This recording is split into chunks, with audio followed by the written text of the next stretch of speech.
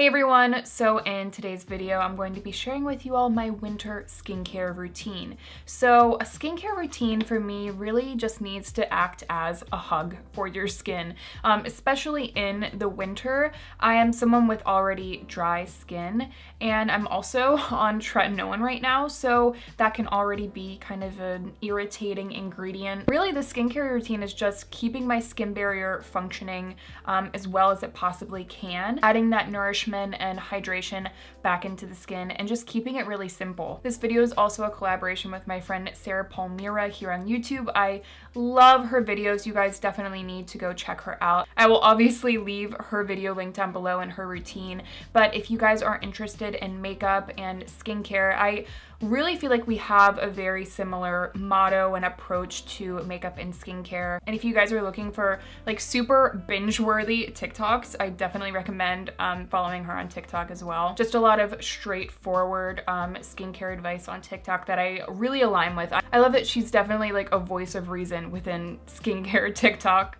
So I definitely recommend you guys go check out her video. And if you guys are excited about this video, definitely make sure to give it a thumbs up. And I would love for you to subscribe as well if you enjoy it. You guys, first starting off with a double cleanse. For this video, we both wanted to focus on our nighttime skincare routine, just because this is kind of where your skin is doing its most repairing. And you really got to focus on adding back in that moisture and that hydration. So what I do again is a double cleanse, and I usually go in with my oat cleansing balm from the Inky list. So this is a really good cleansing balm. If you're someone that doesn't like a cleansing balm that's too stripping or is too heavy on the skin, this one definitely has a really beautiful balmy texture, but when you apply it and you warm it up onto the face, it feels really nourishing and soothing and hydrating, but it never leaves a weird residue. It doesn't make the skin feel really stripped once it's off. This has oat kernel oil, sweet almond oil, and colloidal oatmeal. So these are all really nourishing and calming ingredients, and that's really something that I need in my skincare routine in the winter time. I'm really not looking for any cleansing products that could potentially strip the skin. And this is a really nice cleansing balm for just getting all of the waterproof sunscreen off, all of the makeup. I saw a lot of people raving about this cleansing balm in 2020, and I think it's all for good reason, just because it's so simple and effective. It's also really affordable. It is always sold out on Sephora.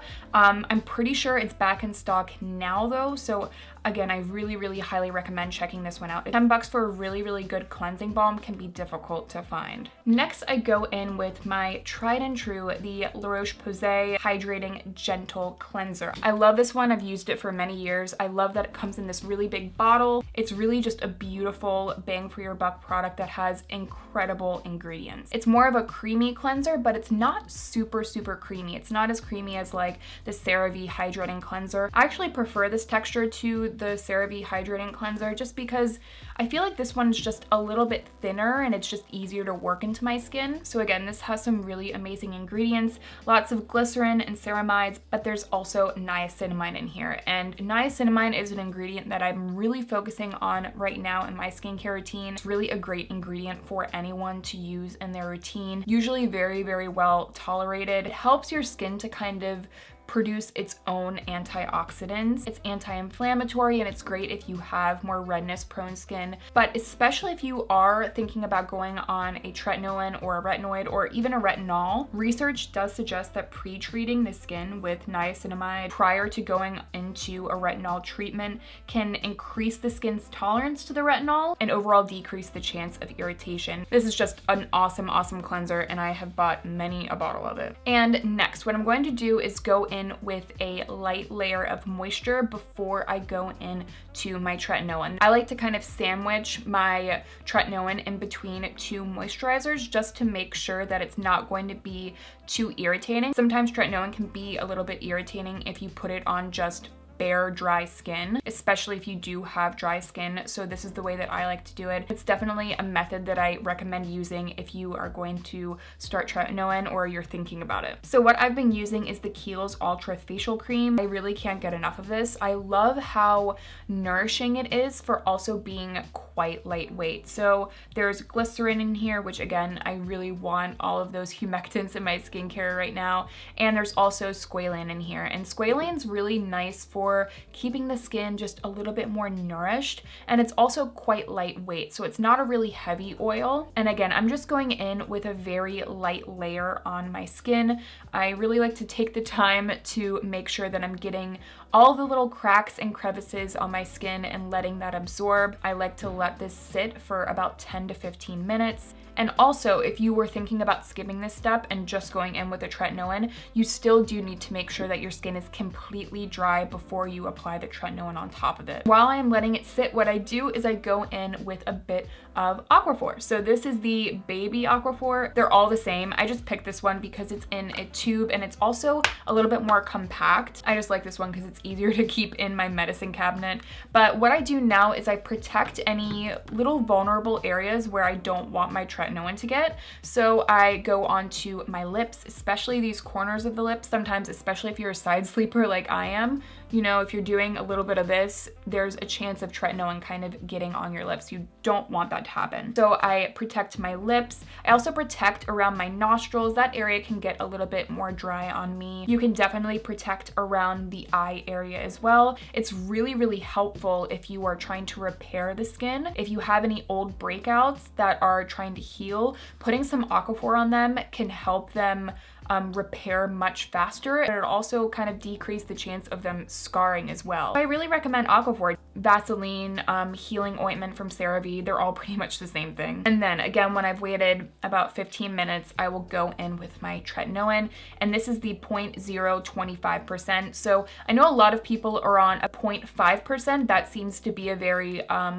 typical prescription strength. I do like that I have something more on the gentle side. I actually did an entire video about Retin A and just giving you guys my tips and tricks, so I'll make sure to leave that link down below if you guys are interested. Like I said, I do already have a little bit of moisturizer on just to act as a little bit of a barrier between the tretinoin and my skin. It's not going to make your tretinoin or Retin A ineffective, but it will kind of combat any irritation that you might get from a Retin A. I use a half finger amount. You can also use a pea-size amount, whatever works for you. And I dot this all over my face. Using the dot method is really great for making sure that you're getting the tretinoin spaced out evenly on the face and you're not putting too much in one spot. So doing this way, I think really helps that. And then I work it into the skin. Again, avoiding those areas like my upper lip, around the nose, around the eyes. These are the areas I don't want the tretinoin to get because the skin there is just not going to handle that active as well. So again, I really make sure to get that into the skin. I let it set for about 10 to 15 minutes, and then I will layer on my liquid gold from Stratia to kind of seal everything in. This is an incredible moisturizer. I really highly recommend this one. It was a cult favorite for a long time and I've used it for many years, but I'm glad that I revisited it this year because I just find that it's such an easy quick way to really add a lot of nourishment to my skin. It's quite a lightweight moisturizer, but there's a ton of oils within here, so it's a really easy way to apply a product with a lot of facial oils as well if you don't like to just go in with a straight facial oil. It has rosehip oil, sea buckthorn oil, but it also has niacinamide and ceramides. So a lot of really incredible ingredients that I know my skin loves and really just helps the overall functioning of my skin barrier, keeping everything happy. I applied this moisturizer in the bathroom because I didn't want to be in front of the sun after using tretinoin, which is another little tidbit I wanted to mention.